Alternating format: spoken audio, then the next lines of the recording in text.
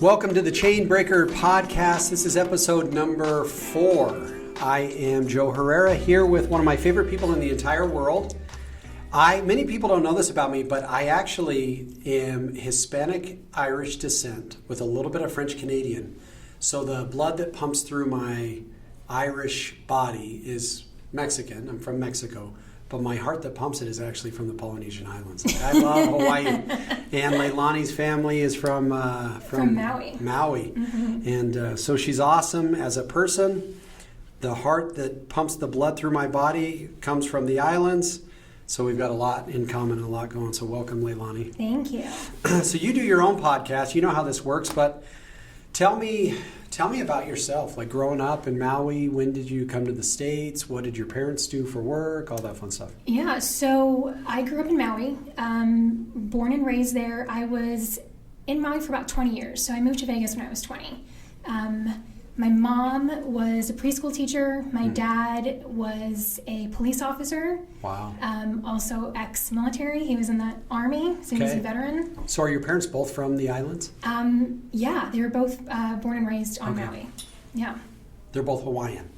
Actually, no. So my dad is Hawaiian and Chinese, and my mom's Portuguese. Oh, wow. Okay. And it's very, very common for kids born and raised in Hawaii to be mixed. Oh, for sure. Yeah. Because the native population, just like every native population, I remember growing up, Herrera was a very Hispanic name, and now it's like our names mean very little because most of us have so much ancestry. Mm-hmm. You know, I go back to France and Canada and Mexico and Ireland and all these places. So your dad, military background, how'd your parents meet? They met through a family member. My dad's cousin knew my aunt. And so my mom was like fresh out of a divorce. My aunt was like, come to this party my friend is having. Yeah. And they were kind of like behind the scenes of trying to get my mom and dad to meet. They met that first night and it was like inseparable ever since. Siblings you have? So my dad had 2 boys from a previous relationship, and then my mom had my sister from her previous relationship. Yeah. And so I have 3 older siblings, all half. Okay. And then between my parents, it's just me. Oh, awesome. Yeah. So school teachers, police officers, I mean, financially growing up, money was... So, I mean, here's a great story. Growing up in Hawaii, cost of living is really expensive. Sure. Yeah. And so I didn't know many, but like I had 2 parents who worked full-time jobs. And not even just full-time, like when I think about my dad working, gosh, I don't even know of a time where he just worked 8 hours. Yeah. Like always getting overtime shifts. Yeah, anytime he had an opportunity to get another shift, he'd work it. Right. Daily, weekly, like it was normal for him to work a 16-hour like work day. And so it's crazy to like think back on that and think like, wow, like he worked so much.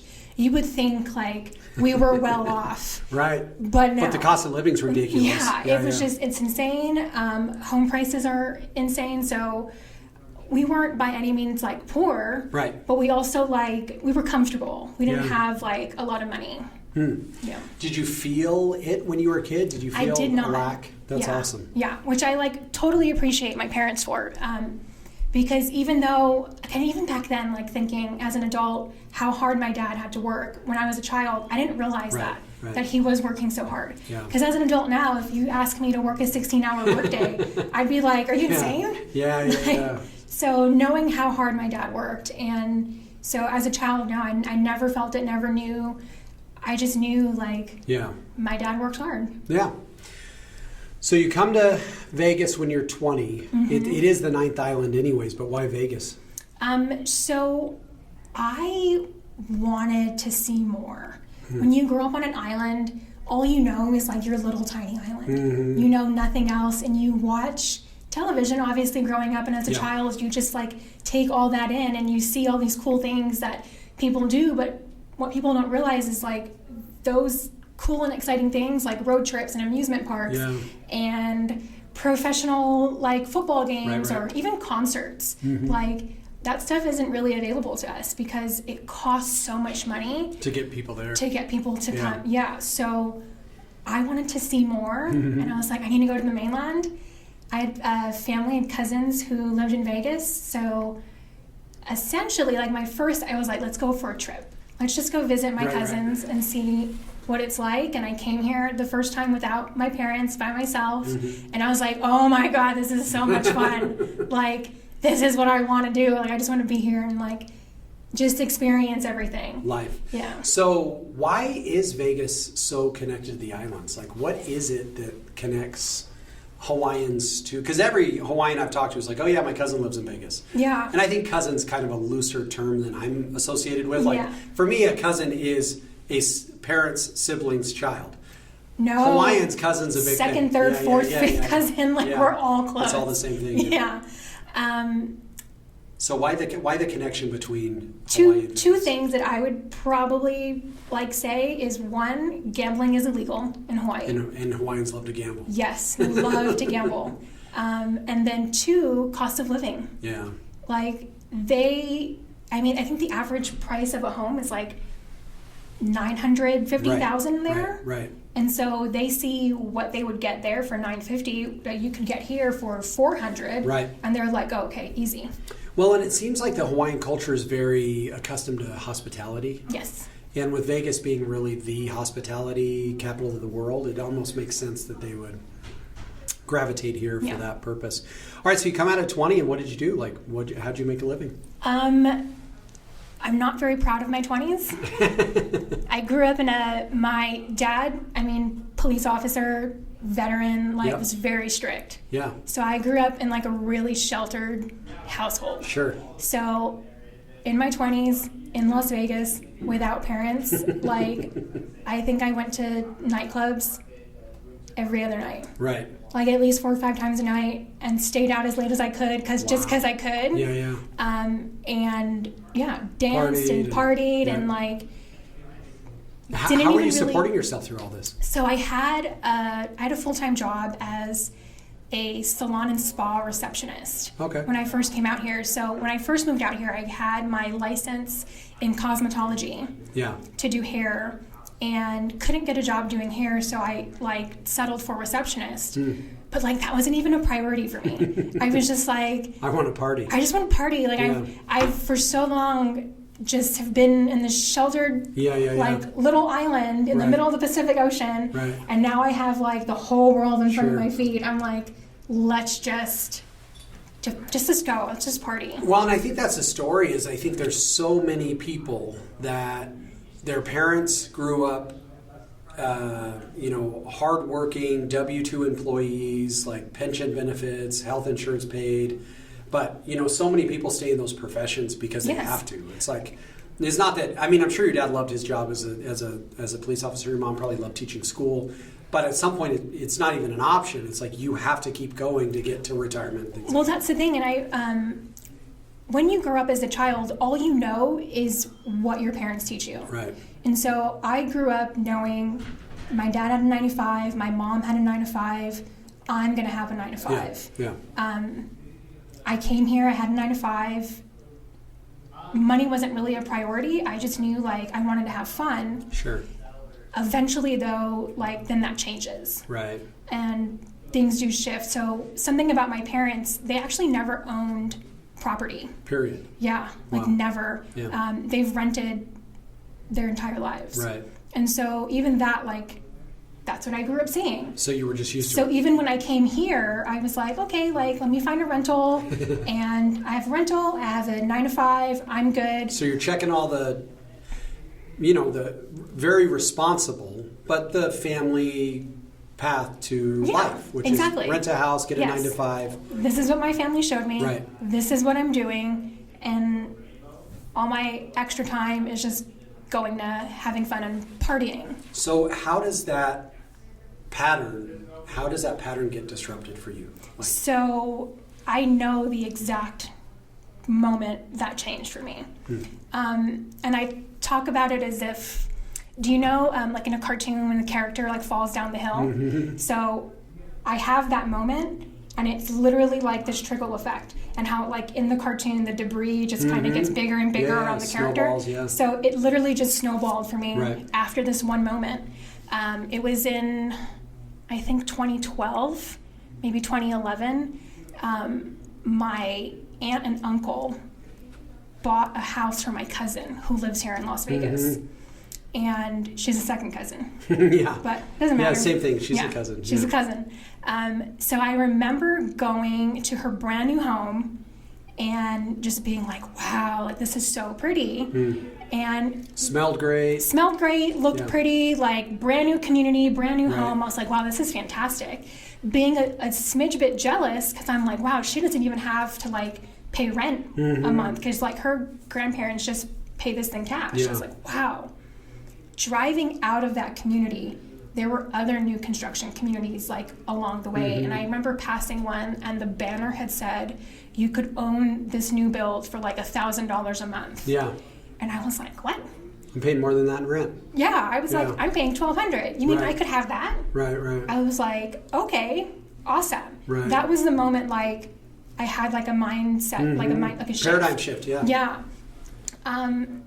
I think what we don't realize as real estate agents is many people could have that, but nobody knows the process that it would take to purchase a home. Right. And even figuring that out could be a vulnerable thing. Sure. So with that... Even admitting that you don't know that. Yes. I mean, for somebody, so I'm thinking at this point you are 30 or 25. I was like 25. 25.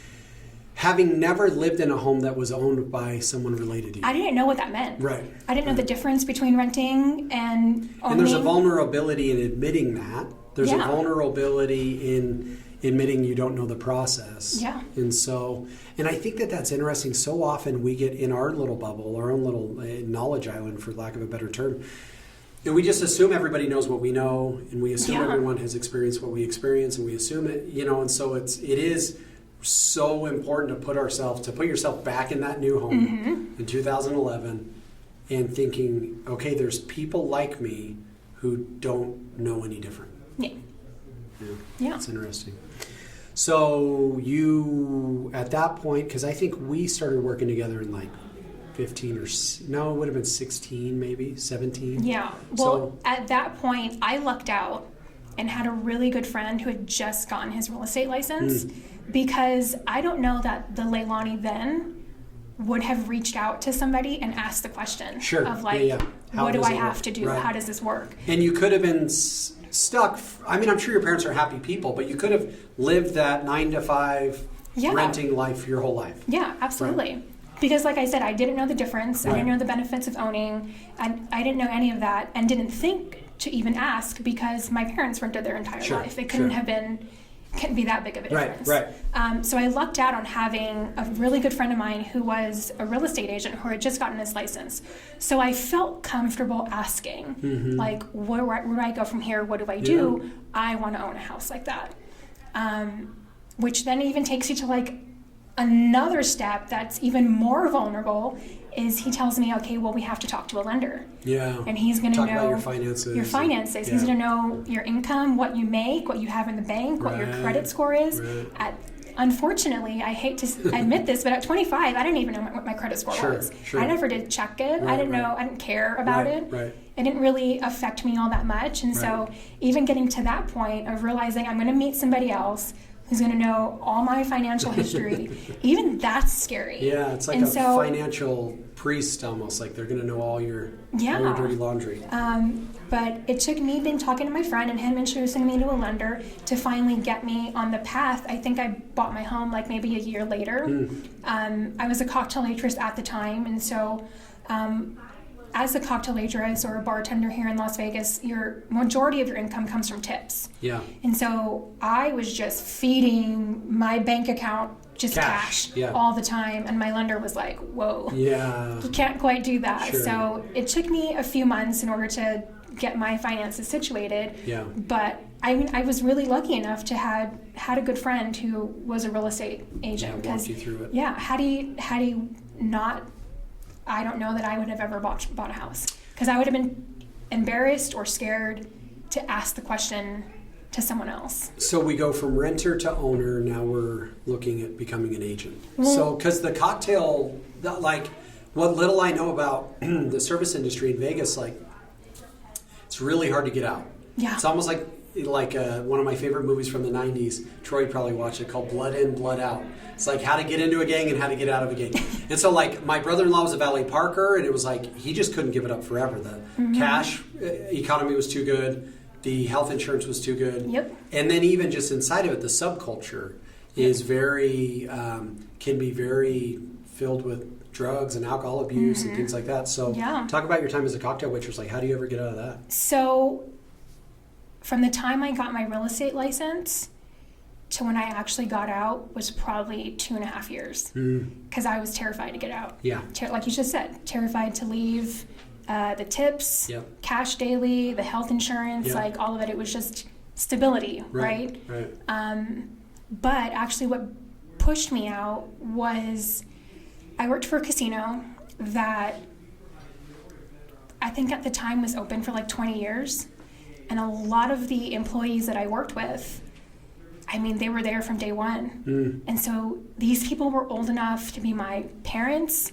Some were even older than that. So you saw yourself. So I saw them struggling every day. Like just, I mean, it's a grueling job to carry that heavy tray, like full of drinks, or even bartenders. Like they were just older, and I mean, they've had hip surgeries, wrist surgeries, like you name it, and they were just struggling, having to work to reach a certain point where they would like have a retirement. And seeing that every day, I was like, I don't want that to be me. Like there has to be more.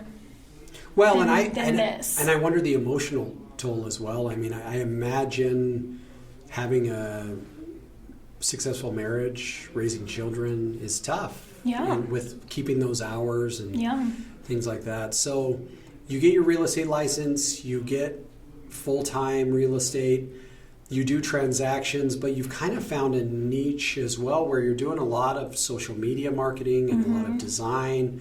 What does the world look like for you now? You've been licensed 7 years now? Actually, 3.5. Oh, wow. You got licensed in 18? 17. So, yeah, four almost, yeah. So what does the world look like for you now? Because you're still selling homes, but you're also now starting to create this side hustle of social media marketing and design. Like, where's your passion lie now? That's actually a great story as well. In starting real estate and calling leads, I come from a hospitality background. Yeah, I've worked in hospitality my entire life, and so everything in hospitality teaches you like customer service, like the customer is right. Yeah. And so getting on a phone call with someone who like isn't ready to purchase or just has objections was really tough for me to overcome objections. Because I'm like, okay, yeah. Well, because customer service and sales are two sides of a coin that we think is the same thing, but they're just so different. Like if you meet a great customer service person, sometimes you're tempted to go like, oh my gosh, you'd be a great salesperson. But it's a different thing. Until someone's experience coming from a customer service industry into a sales industry, it's really a different process. Yeah, and so I told myself, all right, you're not that great at this. You're not really successful at converting leads. Sure. There has to be another way for something to happen. And so I got really heavy on social media and just started putting it out there and educating people who followed me about the process. And I got really creative with it, which is funny for me because I'm left-handed. And so my entire life I've been told, been asked, you must be creative. Are you creative? Yeah. And I was no one ever asked me that, but because that's like I guess the thing with like left-handed people is that they're like creative. Sure. And I was like, my handwriting's way too sloppy for anyone to ever ask me about my creativity. So like I was like, no, I'm not creative. And that's like my entire life until like up again maybe 2 years ago when you pulled me aside and you're like, your social media is great. We want you to do it for the office and for the team. And I was like, I guess I am creative. And I didn't even realize like the kind of quality of content I was putting out there. And even which is awesome. You are really, really good. Yeah. And so, I mean, that's new to me, and finding this like niche and in social media. And so now figuring out how to leverage that for me. Well, and the cool thing is to see where this goes. Sometimes it's really, really hard. I've been on a few long backpacking trips, and like you wake up and you're like, I've got to hike like 14 miles today to get to the next spot. And it's step after step after step, and it sucks. Yeah. And until you get somewhere, you could do a little climb and you look back and you go, oh wow, I came from there. Yeah. And then you look forward and you go, crap, I got to go there.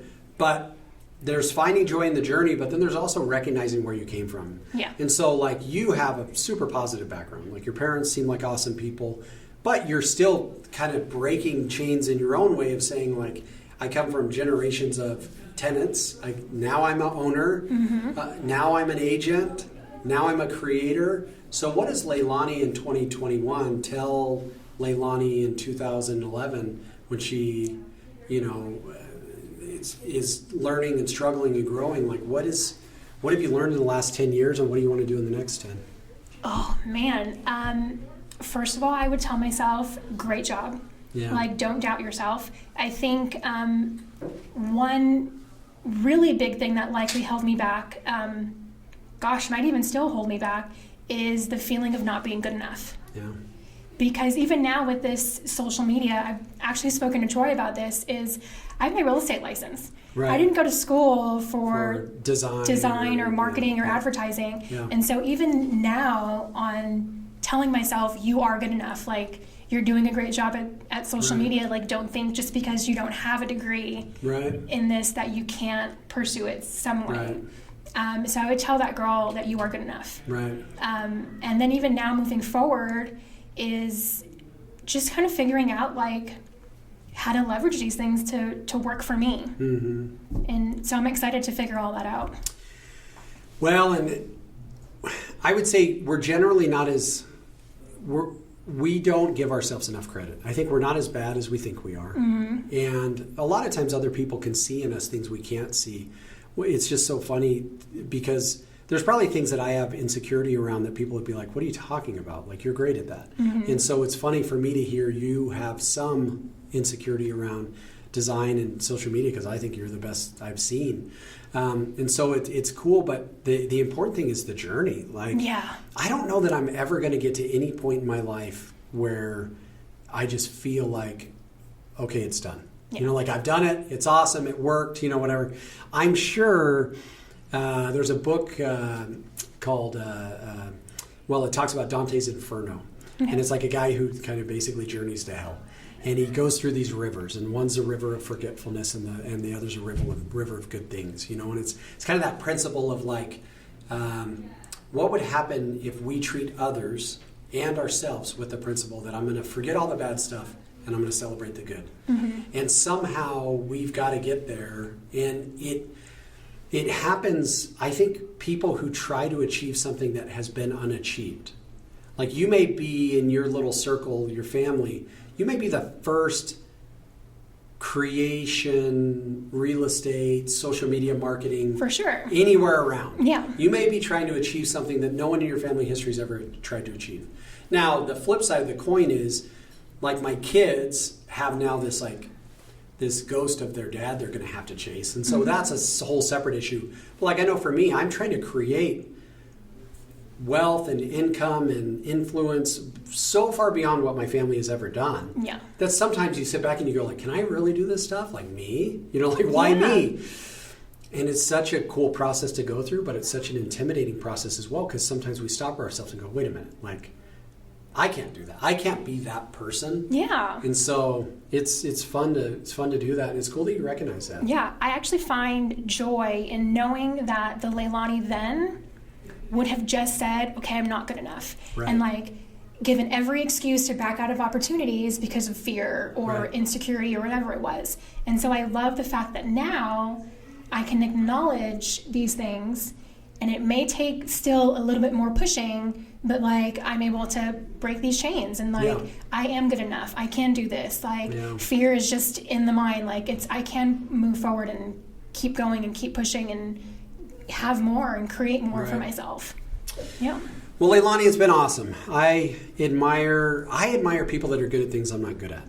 You're great with design and marketing. I'm not good at that. I'm not a good runner. I'm not a good singer. I can't play the piano. So there's like things that I wish I was good at that I'm not. And so there have been times in my life where out of insecurity, I would almost criticize people who are good at the things I'm not good at.